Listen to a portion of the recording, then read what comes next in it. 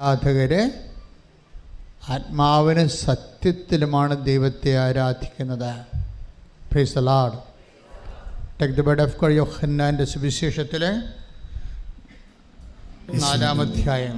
ശ്രുതികടെ ഹല്ലേലൂയ ഹല്ലേലൂയ ഹല്ലേലൂയ ഹല്ലേലൂയ. യേശുവേ ആരാധന. 4:23. യോഹന്നാൻ 4:23.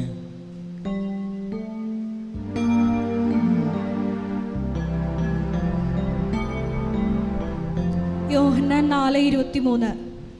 എന്നാൽ യഥാർത്ഥ ആരാധകർ എന്നാൽ യഥാർത്ഥ ആരാധകർ ആത്മാവിലും സത്യത്തിലും പിതാവിനെ ആരാധിക്കുന്ന സമയം വരുന്നു.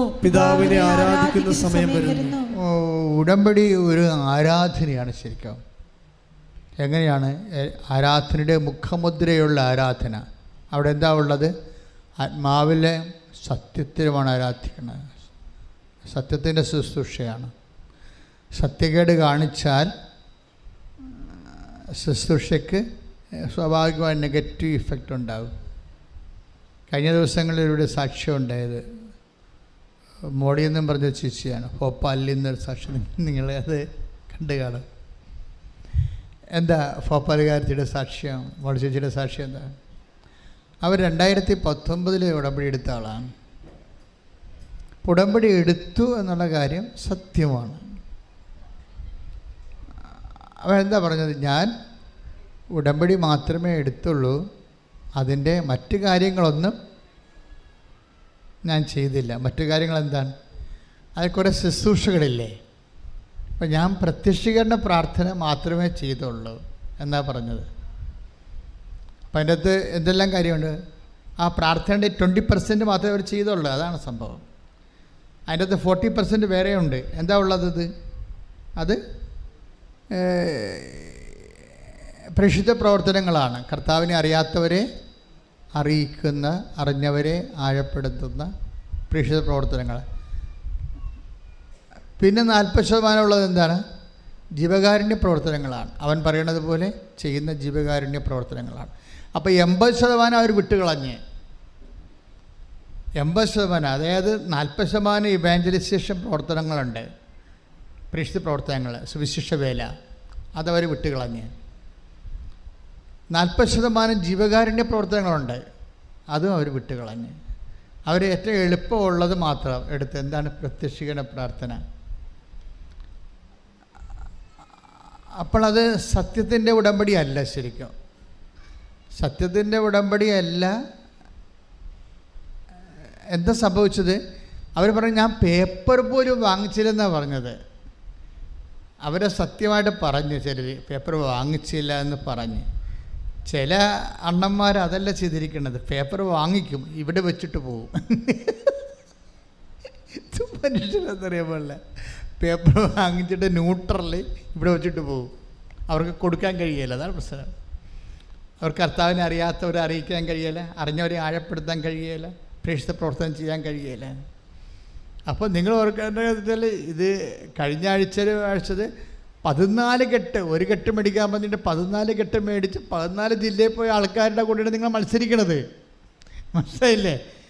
അതിശക്തനായ സുവിശേഷ പ്രവർത്തകരുടെ കൂടെ നിങ്ങൾ ഈ സീറോ സുവിശേഷമുള്ള ആൾക്കാർ മത്സരിക്കണത്. അവിടെയാണ് ഒരു പ്രോബ്ലം മത്സരിക്കുന്നത്. കാര്യം ഇതെന്ന് വെച്ചാൽ ഇത് ചെയ്യുന്ന ഒരു സാക്ഷ്യം ഉണ്ടായിരുന്നല്ലോ, ഇത് ചെല്ലുന്ന പ്രാർത്ഥനയല്ല, ചെയ്യുന്ന പദ്ധതിയാണെന്ന് അല്ലേ. അപ്പോൾ ഇതിൻ്റെ പ്രോബ്ലം വെച്ച് കഴിഞ്ഞാൽ ഇത് സത്യത്തിലാണ് ഇത് നമ്മൾ ദൈവത്തെ ആരാധിക്കുന്നത്. അപ്പം അതിൻ്റെ 80% സംഭവങ്ങൾ നമ്മൾ ചെയ്യാനുള്ളതാണ്, ചൊല്ലാനുള്ളതല്ല. അപ്പോഴൊരു കള്ളത്തരമായിട്ട് കാപട്യമായിട്ട് വരും. അത് നമ്മൾ ഉടമ്പടി ഏതെങ്കിലും തരത്തിൽ സ്കൾക്ക് ചെയ്യണമെങ്കിൽ അതൊരു കള്ളത്തരമായിട്ട് വരും. എനിക്ക് നിങ്ങളോട് പറയാനുള്ളത്, ദൈവത്തിന് പിടി കൊടുക്കരുതെന്നാണ് പറയാനുള്ളത്. നിങ്ങൾ പ്രഖ്യാപിത കള്ളന്മാരാണെന്നുള്ളതേ, വിലമടിച്ചുകളാണ്, വിലമടിയന്മാരാണ്, കർത്താവിന് വേണ്ടി വേല ചെയ്യുന്നതിൽ താല്പര്യമില്ലാത്തവരാണെന്ന് അത് ഇങ്ങനെയുള്ള കാര്യങ്ങൾ ബോധപൂർവം വേറെ ആടിനെ പിടരക്കി വെച്ച് കെട്ടി അവരെ കൊണ്ട് തുമ്പിയെ കൊണ്ട് കല്ലെടുപ്പിക്കണ പോലെ, കുരങ്ങനെ കൊണ്ട് ചൂടുപായസം കുരിക്കണ പോലെയുള്ള കുരങ്ങ് കളിക്കാരാണെന്ന് ദൈവത്തിന് പിടികൊടുക്കാതിരിക്കുന്നതാണ് നിങ്ങൾക്ക് നല്ലത്. എന്താ കാര്യം അറിയാമോ? ഒരിക്കൽ പിടികൊടുത്താൽ കർത്താവ്, ഇപ്പം തന്നെ ഈ ചേച്ചിക്ക് സംഭവിച്ചത് എന്താ? പിറ്റേ ദിവസം അവരുടെ മകൻ, വെറുതെ ഇരുന്ന മകൻ മുകളിലത്തെ 2ാം നിലയിൽ നിന്ന് തലയും കുത്തി താഴെ വീണു. വല്ല കഥയുണ്ടാകും. ആ കാശും കടുത്തലും ഉണ്ടായത് കൊണ്ട് മാത്രം നടുവ് എല്ലൊടിഞ്ഞില്ല. 2ാം നിലയിൽ നിന്ന് ടെറസിൽ നിന്ന് താഴെ ടൈൽസ് വീണാനുള്ള അവസ്ഥ എന്താണ്? പൊടിഞ്ഞു പോകത്തില്ലേ? അപ്പോൾ ഉടമ്പടി സംരക്ഷണം ഉണ്ടായത് കൊണ്ട് ആണ് ആ മകൻ ഒരു ചെറിയ 10 ദിവസത്തെ റെസ്റ്റ് കൊണ്ട് അവൻ രക്ഷപ്പെട്ടു. അത് ഉടമ്പടി സംരക്ഷണം എന്ത് ശക്തമാണെന്ന് നോക്കിയേ. ഈ 2ാം നിലയിൽ നിന്ന് താഴെ ടെറസിൽ നിന്ന് താഴെ ടൈൽസ് വീഴുന്ന ആളിൻ്റെ എത്ര അസ്ഥി ഒടിയണം? ഒരു 10-20 അസ്ഥി ഒടിയേണ്ടതാണ്. അവൻ പറഞ്ഞത് എന്നെ 3 സ്ഥലത്ത് വെച്ച് മാതാവിനെ താങ്ങിയെന്നാണ് പറയണത്. അതുകൊണ്ടാണ് അവനെ പിടിച്ച് കൊണ്ടുവന്ന് ഇരുത്തണ പോലെ ഇരുത്തിയത്. അവർക്കൊരു നോട്ട് കൊടുത്തതാണ്. നീ തീക്കട്ടയെ ഉറുമ്പരിക്കരുതെന്ന് പറഞ്ഞ പോലെ ദൈവത്തിൻ്റെ അടുത്ത് വന്നിട്ട് സ്വന്തം വയറ്റിപ്പഴപ്പിന് വേണ്ടി സുവിശേഷത്തിന് ദുർവിനിയോഗിക്കരുത്, ഒരു നോട്ട് കൊടുത്തതാണ്. അതുകൊണ്ടാണ് സത്യമല്ല അവർ ചെയ്തത്. അതുകൊണ്ടാണ് ഈ യോഹന്നാന്റെ സുവിശേഷം 4:28. Take the word of stay, read it again. ശ്രദ്ധിക്കട്ടെ. ഹല്ലേലൂയ. യോഹന്നാൻ 4:23. യോഹന്നാൻ 4:23. എന്നാൽ യഥാർത്ഥ ആരാധകർ ആത്മാവിലും സത്യത്തിലും പിതാവിനെ ആരാധിക്കുന്ന സമയം വരുന്നു. അപ്പോൾ ആരാധനയ്ക്ക് 2 വശങ്ങളാണുള്ള. ഒന്ന് ആത്മാവിലും, രണ്ടാമത്തത് സത്യത്തിലും. ആത്മാവിൽ ആരാധിക്കുക എന്ന് പറയുമ്പോൾ എന്ത്? നിങ്ങൾ ഉടനെ ഭാഷാവൃത്തി ആരാധിക്കുകയാണെന്ന് പറയും. അതങ്ങനെ വ്യാഖ്യാനിക്കുന്നവരുണ്ട്. പക്ഷേ ആത്മാവിൽ ആരാധിക്കുക എന്ന് വെച്ച് കഴിഞ്ഞാൽ ആത്മാവിൻ്റെ ശുശ്രൂഷിക്കുന്നവരെ കർത്താവിൻ്റെ വചനം ഇപ്പോൾ 1 പത്രോസ് 4:11 എടുത്ത് ശ്രദ്ധിക്കട്ടെ. ഹല്ലേലൂയ. ഹല്ലേലൂയ. ഹല്ലേലൂയ. ഹല്ലേലൂയ. ഹല്ലേലൂയ. യേശുവേ നന്ദി, യേശുവേ സ്തുതി. ഹല്ലേലൂയ. ഹല്ലേലൂയ. ഹല്ലേലൂയ. ഹല്ലേലൂയ. ഹല്ലേലൂയ. യേശുവേ ആരാധന, ആരാധന, ആരാധന. 1 പത്രോസ് 4:11. 1 പത്രോസ് 4:11. പ്രസംഗിക്കുന്നവൻ ദൈവത്തിന്റെ അരുളപ്പാട് നൽകുന്നവനെ പോലെ പ്രസംഗിക്കട്ടെ. ശുശ്രൂഷിക്കുന്നവൻ ദൈവത്തിൽ നിന്ന് ലഭിച്ച ശക്തി കൊണ്ട് എന്ന പോലെ ശുശ്രൂഷിക്കട്ടെ. അപ്പൊ ആത്മാവിൽ ശുശ്രൂഷിക്കട്ടെയാണ്. ദൈവത്തിൽ നിന്നുള്ള ശക്തി എന്ന് പറയുന്നത് എന്താണ്? ദൈവത്തിൽ നിന്നുള്ള ശുശ്രൂഷിക്കുന്നവൻ ദൈവത്തിൽ നിന്നുള്ള ശക്തി. ഇപ്പം നടപടി പുസ്തകത്തിന് 1:8 എടുത്ത് 1:4 എടുത്ത് ശ്രദ്ധിക്കട്ടെ. ഹല്ലേലൂയ.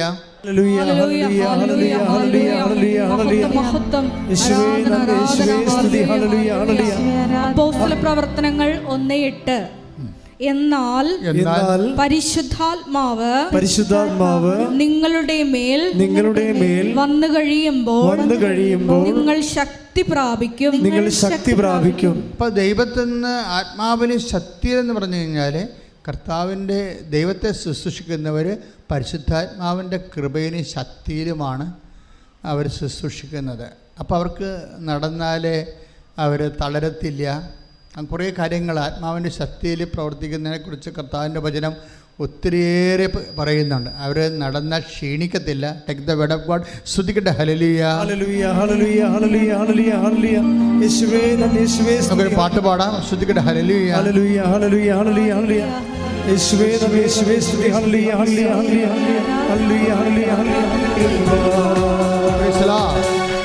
യേശയ്യ 40:31. യേശയ്യ 40:31. എന്നാൽ ദൈവത്തിൽ ആശ്രയിക്കുന്നവർ വീണ്ടും ശക്തി പ്രാപിക്കും. അവർ കഴുകന്മാരെ പോലെ ചിറകടിച്ചുയരും. അവർ ഓടിയാലും ക്ഷീണിക്കുകയില്ല. നടന്നാൽ തളരുകയുമില്ല. അപ്പോൾ ഓടിയാലും ക്ഷീണിക്കാത്ത, നടന്നാലും തളരാതെ കർത്താവിൻ്റെ ശുശ്രൂഷ ചെയ്യണമെങ്കിൽ എന്ത് വേണം? കർത്താവിൻ്റെ ആത്മാവിൻ്റെ ശക്തി വേണം. ചില ആൾക്കാർക്ക് ക്ഷീണിച്ചു, തളർന്നു, നിർത്തി, മതി എന്നൊക്കെ പറയുന്നില്ലേ? അതും മനുഷ്യാരൂപിയിൽ ശുശ്രൂഷ ചെയ്തിട്ട് അങ്ങനെ പറയണത്. മനുഷ്യാരൂപിയിൽ. അതുകൊണ്ടാണ് നിങ്ങൾ കുറച്ച് ചോദിച്ച് കഴിയുമ്പോൾ എന്തെങ്കിലും കാര്യങ്ങളൊക്കെ നടന്നില്ലെങ്കിൽ അപ്പോൾ തന്നെ നിങ്ങൾ ഡൗൺ ആകും. ഓഫർ ലെറ്റർ വന്നില്ല, വിസ വന്നില്ല എന്നൊക്കെ പറയുമ്പോൾ പിന്നെ പത്രം കൊടുക്കാനൊക്കെ ഒരു മടിയാവും. എന്താ കാര്യം? നിങ്ങൾ പത്രം കൊടുത്തു, പ്രേക്ഷിത പ്രവർത്തനം ചെയ്തു, പക്ഷെ അത് മനുഷ്യാരൂപിയിലാണ്, ദൈവാരൂപിയിലല്ല. ശുശ്രൂഷിക്കുന്നവൻ എന്താ പറഞ്ഞിരിക്കുന്നത്? 1 യോഹന്നാൻ 1:10-4-11 എന്താ പറഞ്ഞത്? നിങ്ങൾ ശുശ്രൂഷിക്കുന്നവൻ ആത്മാവിൻ്റെ ശക്തി ശുശ്രൂഷിക്കട്ടെ. പറഞ്ഞേ, ശുശ്രൂഷിക്കുന്നവൻ ആത്മാവിന്റെ ശക്തി കൊണ്ട് ശുശ്രൂഷിക്കട്ടെ. ആത്മാവിന്റെ ശക്തി കൊണ്ട് ശുശ്രൂഷിക്കട്ടെ. അപ്പോൾ ഈ ആത്മാവിൻ്റെ ശക്തിയിലല്ല നിങ്ങൾ രോഗികളെ കാണാൻ പോയതും ജീവകാരുണ്യ പ്രവർത്തനം ചെയ്തതും മാനുഷികമായ ശക്തിയിലാണ്. അതുകൊണ്ടാണ് 3 പ്രാവശ്യം കൊടുത്തു കഴിഞ്ഞപ്പോഴും ഓഫർ ലെറ്റർ വരാഞ്ഞപ്പോൾ നിങ്ങൾ ഒടിഞ്ഞു പോയതിൻ്റെ കാരണം അതാണ്. നിങ്ങൾ ആ വിഷയം ചെയ്തത് പ്രേക്ഷിത പ്രവർത്തനമായിട്ടല്ല, മാനുഷികമായൊരു വർക്കായിട്ട് ചെയ്തതാണ്. ഉടമ്പടി എടുത്തത് കൊണ്ട് ഞാൻ സ്വാഭാവികമായിട്ട് ഇങ്ങനെ ചെയ്തു. അങ്ങനെ ചെയ്താൽ നിങ്ങൾ തളരും. പക്ഷേ ഐസയ എന്താ എഴുതിയിരിക്കണം? 46:2. Take the word of God, read it again. Sudhigad hallelujah. Hallelujah, hallelujah, hallelujah, hallelujah. Isaiah 40:31. എന്നാൽ ദൈവത്തിൽ ആശ്രയിക്കുന്നവർ വീണ്ടും ശക്തി പ്രാപിക്കും. അവർ കഴുകന്മാരെ പോലെ ചിറകടിച്ചുയരും. അവർ ഓടിയാലും ക്ഷീണിക്കുകയില്ല. നടന്നാൽ തളരുകയും. അപ്പോൾ ഈ പരിശുദ്ധാത്മാവിലാണ് നമ്മൾ കർത്താവിൻ്റെ ശുശ്രൂഷ ചെയ്യുന്നതെങ്കിൽ അതെന്താ ചെയ്യേണ്ടതെന്ന് വെച്ച് കഴിഞ്ഞാൽ, നിങ്ങൾ ഓരോ ശുശ്രൂഷ ചെയ്യുകയില്ലേ, ഒരു പത്രം കൊടുക്കുക, രോഗികളെ പോയി കാണുക, ജീവകാരുണ്യ പ്രവർത്തനങ്ങൾ ചെയ്യുക, അങ്ങനെയൊക്കെ നിങ്ങൾ ചെയ്യുമ്പോൾ ഇതെപ്പം തീരുമെന്നും പറഞ്ഞ് ചെയ്യണത് മനുഷ്യ പ്രവർത്തനമാണ്. മനസ്സിലായി? ഇതെപ്പം തീരും? ഈ 5 ഉണ്ട്, ഇതെവിടെ കൊടുക്കാനാണ്? ഇന്നൊക്കെ ചോദിച്ചില്ലേ, പിച്ചും പേയും പറഞ്ഞൊക്കെ ചില ഭ്രാന്തികൾ ചെയ്യത്തില്ലേ, അതാ മാനുഷിക പ്രവർത്തനം. പക്ഷെ നിങ്ങൾ ചെയ്യേണ്ടത് എന്താണ്? ഓരോ ശുശ്രൂഷ ചെയ്യുമ്പോഴും കർത്താവേ നിൻ്റെ നാമത്തെ മഹത്വപ്പെടുത്തണമേ. ഈശോയുടെ ഒരു നിശ്വാസഗതി അറിയാമല്ലോ. ഈശോനെ വെറുതെ ഉറങ്ങിക്കിടക്കണ ഈശോനെ തട്ടി വിളിച്ചാൽ പറയും ടേക്കിംഗ് ദ കാം. ഈ വെറുതെ ഉറങ്ങിക്കിടക്കണ കർത്താവിനെ ഒന്ന് തട്ടി വിളിച്ചാൽ, ശിഷ്യന്മാർ തട്ടി വിളിച്ചാൽ ഉടനെ ഈശോയുടെ നിശ്വാസങ്ങൾ എന്താണ്? അങ്ങയുടെ നാമം പൂജിതമാകണമേ, അങ്ങയുടെ രാജ്യം വരണമേ. അതാണ് സംഭവം. പ്രേക്ഷിത പ്രവർത്തനം എന്ന് പറഞ്ഞാൽ ദൈവരാജ്യം വരാൻ വേണ്ടിയാണ് ഇത് ചെയ്യണത്. നമ്മൾ മനസ്സിലായില്ലേ? നിങ്ങളുടെ ഉടമ്പടിയിൽ IELTS പാസ്സാകാനല്ല ചെയ്യണത്. നമ്മൾ പ്രേക്ഷിത പ്രവർത്തനം ചെയ്യണത് എന്തിനാണ്? ദൈവരാജ്യം വരാൻ വേണ്ടിയാണ് ചെയ്യണത്. പ്രാർത്ഥിക്കുക, കർത്താവായ ദൈവമേ, ഉടമ്പടിയുടെ ഓരോ പ്രേക്ഷിത പ്രവർത്തനങ്ങളും ദൈവസ്നേഹത്തോടെ ഞങ്ങൾ ചെയ്യുമ്പോൾ ദൈവരാജ്യം ഞങ്ങളിലും സമൂഹത്തിലും യേശുവിന്റെ വചനത്തിന്റെ ഭരണക്രമങ്ങള് നിലവിൽ വരുന്ന സഭ പരിശുദ്ധാത്മാവിൽ വീണ്ടും നിറയപ്പെടും. ഞങ്ങളെ ഉപകരണമാക്കുന്നതിന് ഉടമ്പടിയുടെ ഓരോ പ്രേക്ഷിത പ്രവർത്തനങ്ങളിലൂടെ അങ്ങയെ സ്തുതിക്കുന്നു, അങ്ങയെ ആരാധിക്കുന്നു, അങ്ങയെ മഹത്വപ്പെടുത്തുന്നു. സുവിശേഷം കൈമാറ്റത്തിനായി എന്നെ ശിഷ്യസ്ഥാനത്തേക്ക് ഉയർത്തിയതിന് അങ്ങേക്ക് നന്ദി പറയുന്നു.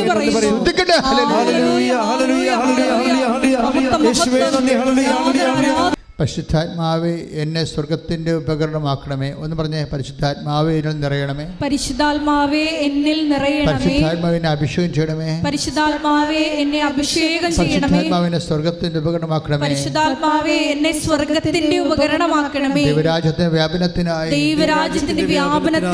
എന്നെ ഉപയോഗിക്കണമേ. ദൈവരാജ്യത്തിന്റെ വ്യാപനത്തിനായി ദൈവമഹത്വത്തിനായി എന്നെ ഉപയോഗിക്കണമേ. അത് എന്തുമാത്രം സത്യമാണെന്ന്. ഇപ്പോൾ കഴിഞ്ഞ ദിവസത്തെ ഒരു സാക്ഷ്യം എന്താണ്? അമ്മിണി ശ്രീധരൻ്റെ സാക്ഷ്യം നിങ്ങൾ കേട്ടില്ലേ? അത് അമ്മിണി ശ്രീധരൻ്റെ സാക്ഷ്യം. അമ്മിണി ശ്രീധരൻ്റെ പ്രശ്നം എന്താ? തൊടുപുഴ. എന്താ അവരുടെ പ്രശ്നം? അവർക്ക് ഒരു വസ്തു വിറ്റ് മാറിയാൽ മാത്രമേ സർവൈവ് ഉള്ളൂ, നിലനിൽക്കാൻ പറ്റത്തുള്ളൂ. അപ്പോൾ അവർക്ക് കൃപാസനം പത്രം കിട്ടിയ സമയം തൊട്ട് തന്നെ അവരുടെ മനസ്സിലൊരു ആന്തിപ്പുണ്ട്, ഒരു ആകർഷണം. എന്താണ്? എത്രയും വേഗം അമ്മയെ വന്ന് കാണണം. എനിക്ക് കണ്ട, അപ്പോൾ ആരോ കൊടുത്തൊരു കൃപാസനം പത്രമാണ്. അത് കൊടുത്തപ്പോൾ വെറുതെ ഇരുന്ന കല്ലുപോലെ ഇരുന്ന അമ്മിണി ശ്രീധരൻ്റെ ഉള്ളിലൊരു ആന്തിപ്പ് വന്ന്, എന്താണ്? എനിക്ക് അമ്മയെ കാണണം, എനിക്ക് അമ്മയെ കാണണം. അമ്മയെ കാണുമ്പോൾ എല്ലാ പ്രശ്നവും പരിഹാരം ഉണ്ടാകും. അത് സത്യമാണല്ലോ. എല്ലാ പ്രശ്നത്തിനും പരിഹാരം ഉണ്ടാകുന്ന ആളെയാണല്ലോ അമ്മ ലോകത്തിന് കൊടുത്തത്. ആരാണത്? ഈശോ അല്ലേ? ഈശോയെക്കുറിച്ച് എന്നാ വചനം പറയണത്? യേശുക്രിസ്തു സകല വാഗ്ദാനങ്ങളും, ഞാൻ എപ്പോഴും മനസ്സിൽ ഓർക്കുന്ന ഉടമ്പടിയുടെ ആണി വചനമാണ്. എന്താണ് സകല വാഗ്ദാനങ്ങൾ? ഏറ്റു പറഞ്ഞ്, സകല വാഗ്ദാനങ്ങളും ക്രിസ്തുവിൽ അതേ എന്ന് തന്നെ. ഒന്ന് Korinthos 1:20. Take the word of God. സ്തുതിക്കട്ടെ. ഹല്ലേലൂയ, ഹല്ലേലൂയ, ഹല്ലേലൂയ, ഹല്ലേലൂയ, ഹല്ലേലൂയ, ഹല്ലേലൂയ, ഹല്ലേലൂയ. യേശുവേ, യേശുവേ, ഹല്ലേലൂയ, ഹല്ലേലൂയ, ഹല്ലേലൂയ, ഹല്ലേലൂയ. യേശുവേ, യേശുവേ,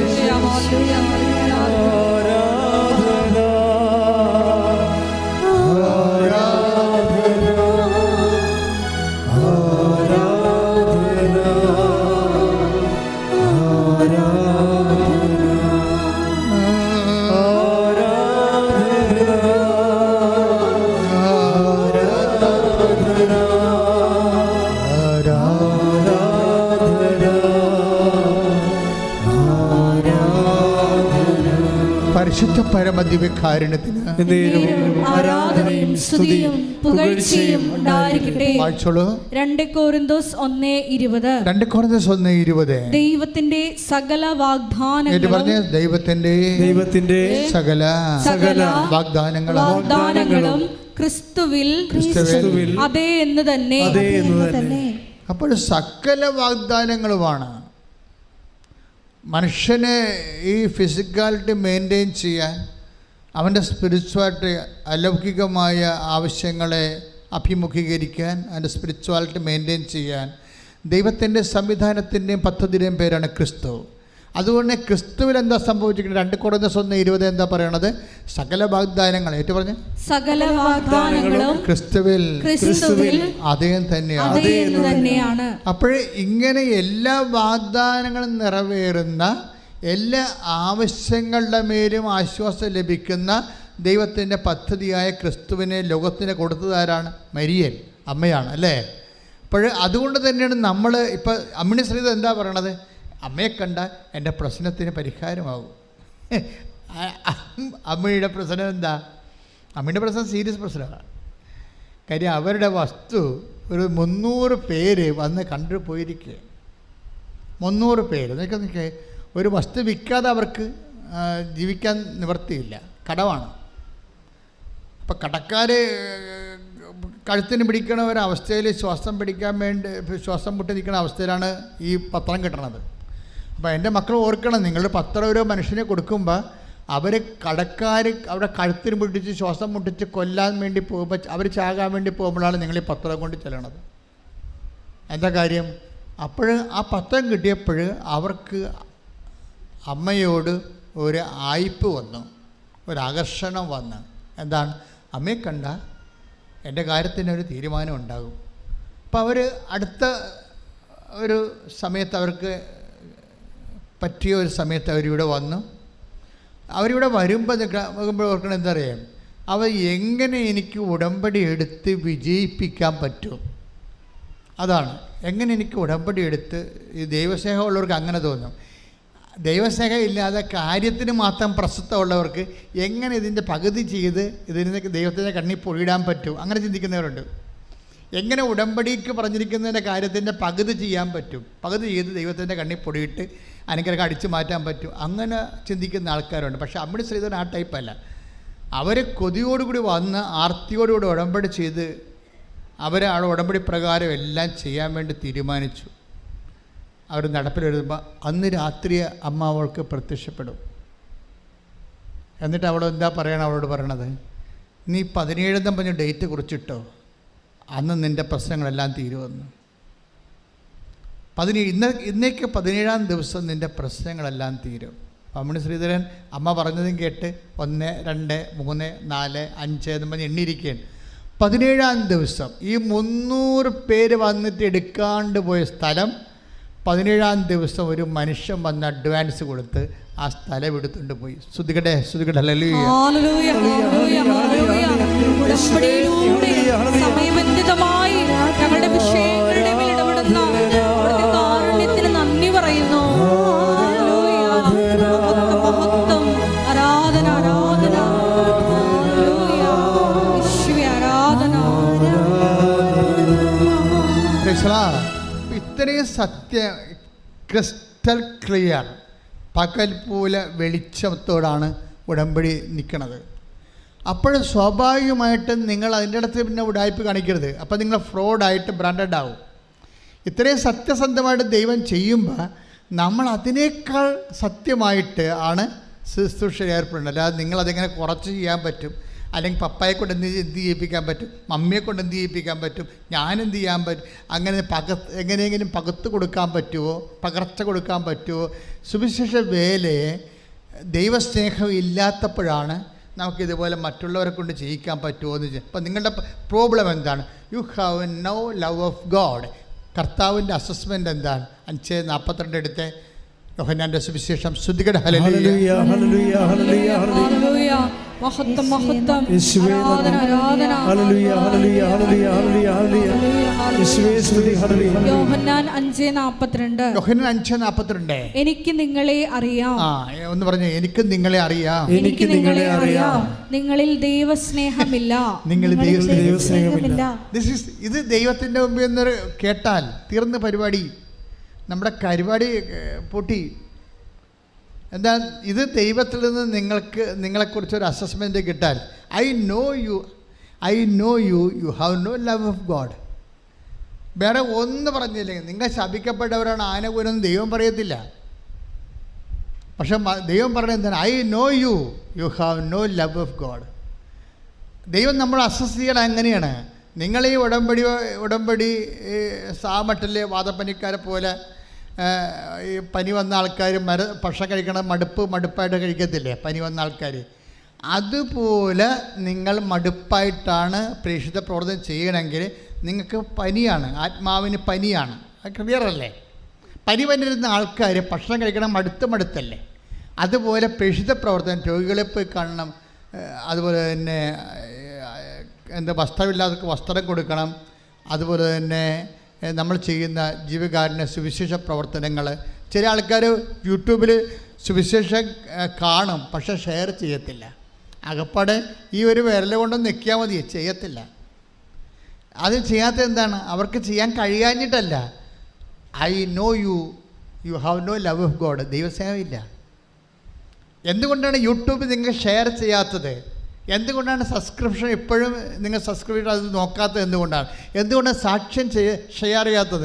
കർത്താവിന് മറ്റുള്ളവർ അറിയണമെന്ന് നീ ആഗ്രഹിക്കുന്നില്ല. എന്തുകൊണ്ടാണ് നീ ആഗ്രഹിക്കാത്തത്? ഈശോനെ മറ്റുള്ളവർ അറിയണമെന്ന് നീ ആഗ്രഹിക്കാത്തത് എന്തുകൊണ്ടാണ്? I know you have no love of God. എനിക്ക് നിന്നെ അറിയാം. 5:42 take the word of God. Take Yohannan 5:42. ഏറ്റു പറഞ്ഞ യോഹന്നാൻ 5:42. എനിക്ക് നിങ്ങളെ അറിയാം. നിങ്ങളിൽ ദൈവസ്നേഹമില്ല. എൻ്റെ മക്കളെ, ഈ സുവിശേഷ വേലയുടെ തീയെന്ന് പറയണത് ദൈവസ്നേഹമാണ്. അപ്പോൾ ഇതിന് ഇല്ലെങ്കിൽ എന്താണ് ചെയ്യാൻ പറ്റണത്? ഇതില്ല. ചില സമയത്ത് വിശ്വാസമില്ലാതെ വരും. ഇപ്പം ദൈവത്തിൻ്റെ സ്വഭാവം അറിയാമല്ല. വിശ്വാസമില്ലെങ്കിൽ നിങ്ങൾ ഏത് എമ്പ്രാൻകുടിയാണെന്ന് പറഞ്ഞാലും വിശ്വാസമില്ലെന്ന് തന്നെ ദൈവം പറയും. അതിപ്പോൾ ബിഷപ്പായാലും പോപ്പായാലും സ്നാപയോഹന്നാനോട് പോലും പറഞ്ഞില്ലേ എനിക്ക് വിശ്വാസം ഇല്ലെന്ന്? സ്നാപയോഹന്നാനോട് പോലും ഈശോ പറഞ്ഞു യു ഹാവ് നോ ഫെയ്ത്ത് എന്ന് പറഞ്ഞ്. ബൈബിൾ അത് മറച്ചു വെച്ചിരിക്കണത്. ബൈബിളിൽ ഇത് ഒക്കൾട്ട് വേടെന്ന് പറയും. നിഗൂഢ വചനമായിട്ട് സ്നാപയോഹന്നാനോട് ഈശോ പറഞ്ഞു you have no faith at all എന്നാ പറഞ്ഞത്. അതെങ്ങനെ? അത് ബൈബിളത് ഇങ്ങനെ മറച്ചു വെച്ചിരിക്കുകയാണ്. കാര്യം എന്താ? ഈ സ്നാപയോഹന്നാന്റെ ശിഷ്യന്മാരാണല്ലോ ഈ സംഭവം എഴുതി വെച്ചിരിക്കുന്നത്. അപ്പോൾ അവരത് ടാക്ടിക്സിലായിട്ടൊരു ഒക്കൽട്ടാക്കി കളഞ്ഞിരിക്കുകയാണ്. എന്താ ഈശോ പറഞ്ഞത്? നിങ്ങൾ എന്ത് കാണാനാണ് മരുഭൂമിയിലേക്ക് പോയത്? കാറ്റത്ത് ആടുന്ന ഞാങ്കിണയെയോ? പിന്നെ നിങ്ങൾ എന്ത് കാണാൻ പോയി? അപ്പോഴ് മൃദുല വസ്ത്രം ധരിച്ചവരെയോ? അവർ രാജകൊട്ടാരങ്ങളിലാണ് താമസിക്കുന്നത്. പിന്നെ നിങ്ങൾ എന്ത് കാണാൻ പോയി? പ്രവാചകനെയോ? ഞാൻ പറയുന്നു പ്രവാചകനേക്കാൾ വലിയവനെന്ന്. പ്രവാചകനേക്കാൾ വലിയവനെന്ന് പറയുമ്പോഴും അടുത്ത വചനമുണ്ട് 11:11. Take the word of God. മത്തായിയുടെ സുവിശേഷം 11:11. സത്യമായി ഞാൻ നിങ്ങളോട് പറയുന്നു, സത്യമായി ഞാൻ നിങ്ങളോട് പറയുന്നു, സ്ത്രീകളിൽ നിന്ന് ജനിച്ചവരിൽ സ്നാപയോഹന്നാനേക്കാൾ വലിയവനില്ല. എങ്കിലും സ്വർഗരാജ്യത്തിലെ ഏറ്റവും ചെറിയവൻ അവനേക്കാൾ വലിയവനാണ്. മനസ്സിലായി? ഇത് എന്താ സംഭവം? കേൾക്കുമ്പോൾ നമ്മൾ അവർക്ക് ഭയങ്കര സൂപ്പർ പോസിറ്റീവാണെന്ന്. ഇത് ബ്ലാക്ക് നെഗറ്റീവാണ്. ഈ വേർഡ് ഓഫ് ഗോഡ് ബ്ലാക്ക് നെഗറ്റീവാണ്. എന്നിട്ട് സ്നാപയോഹന്നാനെ കുറിച്ച് എന്താ കമൻറ്റ് ചെയ്തിരിക്കണം ഈശോ? ഇത് എപ്പോഴാണ് ഈ കമൻറ്റ്സ് വരണത്? സ്ത്രീകളിൽ നിന്ന് ജനിച്ചവരിൽ പറഞ്ഞേ, സ്ത്രീകളിൽ നിന്ന് ജനിച്ചവരിൽ സ്നാപയോഹന്നാനേക്കാൾ വലിയവനില്ല. അപ്പോൾ എവിടെയാണ് ഇത് ഈശോ ഈ കണക്ട് ചെയ്യണത്? ദൈവരാജ്യത്ത് 11:11 ഒന്നൊരു വായിച്ചേ. മത്തായി 11:11. എങ്കിലും സ്വർഗരാജ്യത്തിലെ ഏറ്റവും ചെറിയവൻ അവനേക്കാൾ വലിയവനാണ്. അപ്പൊ ഈ സ്വർഗരാജ്യത്തിലെ ഏറ്റവും ചെറിയവനില്ലേ, അവൻ ആരാണ്? അവൻ സ്നാപയോഹന്നാനേക്കാൾ വലിയവനാണ്. അപ്പൊ ഈ സ്വർഗരാജ്യത്തിലെ ചെറിയവൻ ആരാണ്? ഇങ്ങനെയാണ് സ്വർഗരാജ്യത്തിൽ ചെറിയവൻ ആരാണ്? വിശ്വസിക്കുക വഴിയാണ് ദൈവരാജ്യത്തിൽ ഒരാൾ പ്രവേശിക്കണത്. മർക്കോസിന്റെ 1:15 എടുത്ത് ശ്രദ്ധിക്കട്ടെ. ഹല്ലേലൂയ, ഹല്ലേലൂയ, ഹല്ലേലൂയ, ഹല്ലേലൂയ.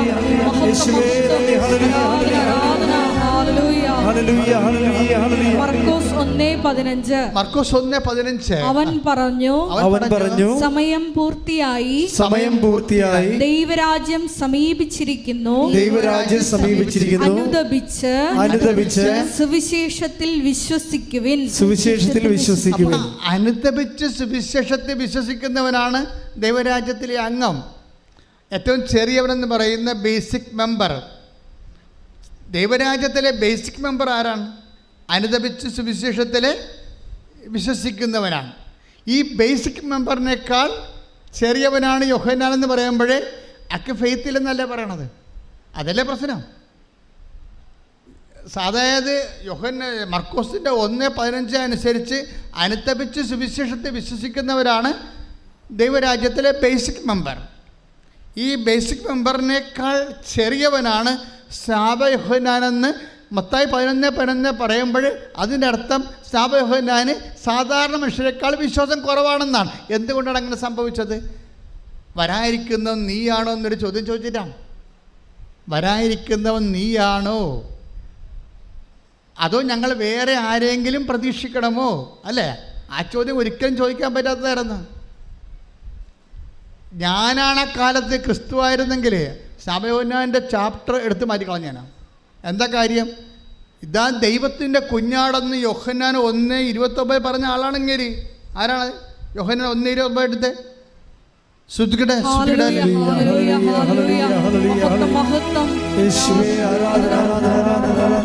യോഹന്നാൻ 1:29. അടുത്ത ദിവസം യേശു തന്റെ അടുത്തേക്ക് വരുന്നത് കണ്ട് അവൻ പറഞ്ഞു, ഇതാ ലോകത്തിന്റെ പാപം നീക്കുന്ന ദൈവത്തിന്റെ കുഞ്ഞാട്. അപ്പൊ ഒരു കാലത്ത് ക്രിസ്തുവിനെ ഏറ്റുപറഞ്ഞ ആളാണ്. എന്തെന്ന് പറഞ്ഞ്? ലോകത്തിന്റെ പാപം നീക്കുന്ന ദൈവത്തിന്റെ കുഞ്ഞാടാണ്. ഈ ആളാണ് ജയിലിൽ കിടന്നപ്പോൾ കട്ടയമ്പടവും മാറിയത്. ജയിലിൽ ഇപ്പോൾ ഹെറോദീസ് പിടിച്ച് ജയിലിലിട്ടില്ലേ? ആ മുട്ടകടി കൊണ്ട് ഭക്ഷണ സമയത്ത് കിട്ടിയില്ലല്ലോ. മുട്ടകടി കൊള്ളുമ്പോഴും ഭക്ഷണ സമയത്ത് കിട്ടിയില്ലെങ്കിൽ നിനക്കെന്ത് വിശ്വാസമുണ്ട്? അതാണ് വിശ്വാസം എന്ന് പറയണത്. അല്ലാതെ 3 സമയത്ത് ആഹാരം കഴിച്ച് നിൻ്റെ കാര്യങ്ങളെല്ലാം ഭംഗിയായിട്ട് നടക്കുമ്പോൾ നീ യേശു ആനകൂനെ യേശുവെ സ്വസ്ഥം എന്നൊക്കെ പറഞ്ഞാൽ കർത്താവ് പറയും ഇത് സൂത്രമാണെന്ന് പറയും. എന്താണ്? നിന്നെ തൊട്ട് കഴിയുമ്പോൾ നീ യഥാർത്ഥത്തിൽ ആരാണെന്ന് വെളിപ്പെടുത്തും. എൻ്റെ ദൈവ പൈതലേ, I know you have no faith of God, you have no love of God. എനിക്ക് നിങ്ങളെ അറിയാം.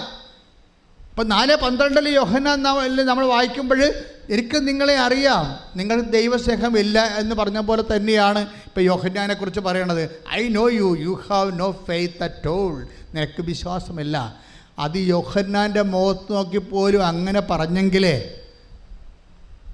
പറഞ്ഞെങ്കിലേ നമുക്കൊരു വിശ്വാസരാഹിത്യം നമ്മൾ കാണിച്ചാൽ പ്രേക്ഷിത പ്രവർത്തനങ്ങൾക്കോ ജീവകാരുണ്യ പ്രവർത്തനങ്ങൾക്കോ ശുഷ്കാന്തി കുറഞ്ഞിട്ട് എങ്ങനെയെങ്കിലും ഒപ്പിച്ചെടുത്തു കഴിഞ്ഞാൽ കർത്താവിൻ്റെ വിരൽ നമ്മുടെ നേരെ ചൂണ്ടും. I know you, you have no faith at all. നിനക്ക് വിശ്വാസമില്ല. I know you, you have no love of God. നിനക്ക് ദൈവസ്നേഹമില്ല. പ്രാർത്ഥിക്കുക, കർത്താവ് ദൈവമേ. യോഹന്നാന്റെ മാന്ധാനയുടെ മേലും ജനക്കൂട്ടത്തിന്റെ മേലും ചൂണ്ടി അങ്ങയുടെ കൈകള് മേൽ ചൂണ്ടാതിരിക്കാൻ എന്നെ ദൈവസ്നേഹത്താലും വിശ്വാസത്താലും അഭിഷേകം ചെയ്തുകൊണ്ട് തീഷ്ണതയോടെ ചൂടുള്ള സാക്ഷിയായി ലോകത്തിന് കൈമാറാൻ അപ്പോസ്തലന്മാരെ പോലെ എന്നെ അഭിഷേകം ചെയ്യണമേ.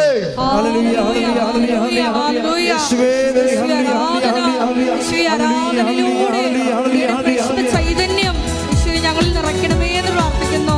ഞങ്ങളെ സാക്ഷികളായി ഉയർത്തണമേ എന്ന് പ്രാർത്ഥിക്കുന്നു. അപ്പോൾ എൻ്റെ മക്കൾ ചിന്തിക്കേണ്ടത് എന്ത് നിങ്ങൾ ചെയ്യുന്നുവെന്നല്ല. ചില ആൾക്കാർ ഉടമ്പടി ചെയ്ത് കഴിയുമ്പോൾ പിറ്റേ ദിവസം തന്നെ എല്ലാം ചെയ്ത് കളയും.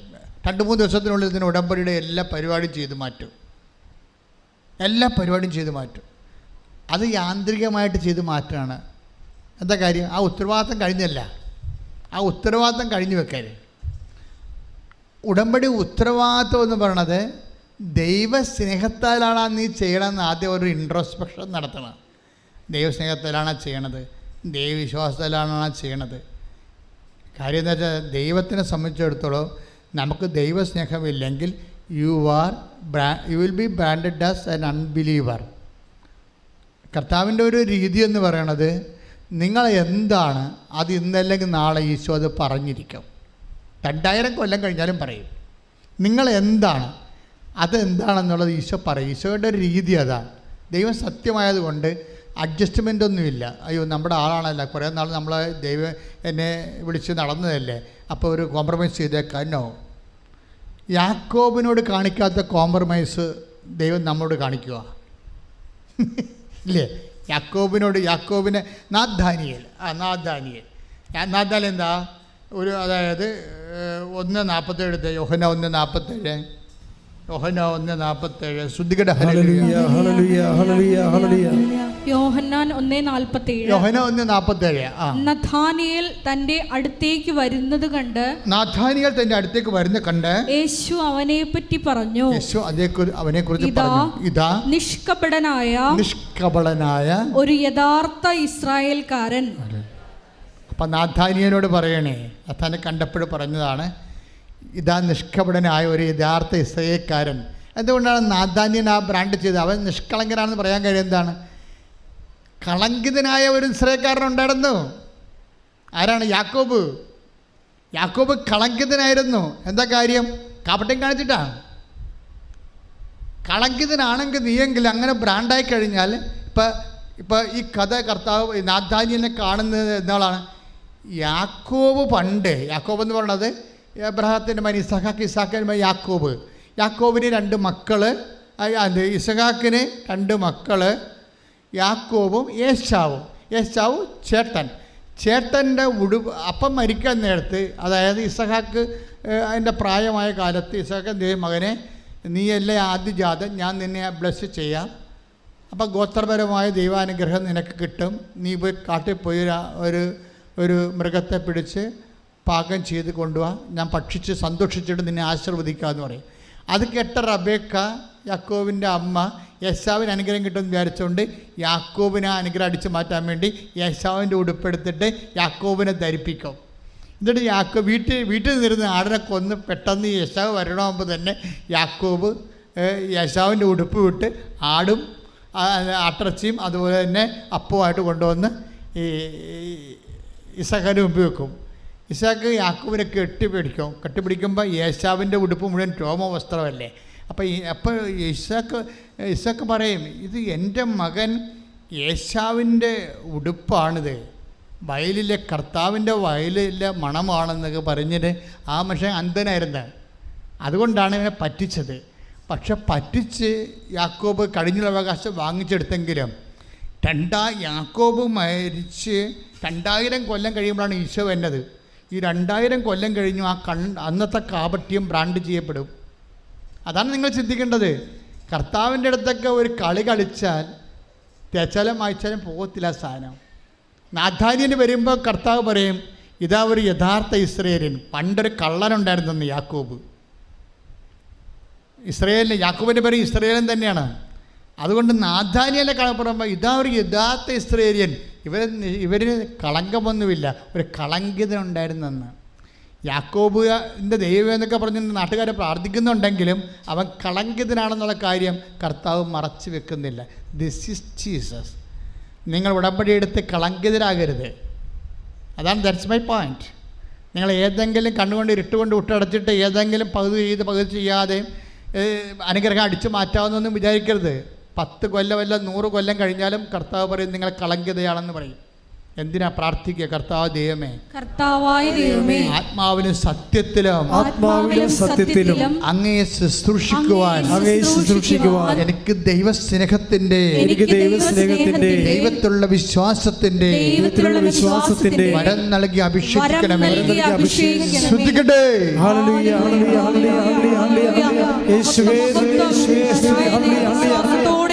ദൈവസ്നേഹത്തോടെയും എന്നെ ശുശ്രൂഷിക്കുവാൻ ഈ ആരാധനയിലൂടെ അഭിഷേകം ചെയ്യണമേ. ശുശ്രൂഷിക്കുന്നെങ്കിൽ ഇത് നമുക്കറിയാലോ.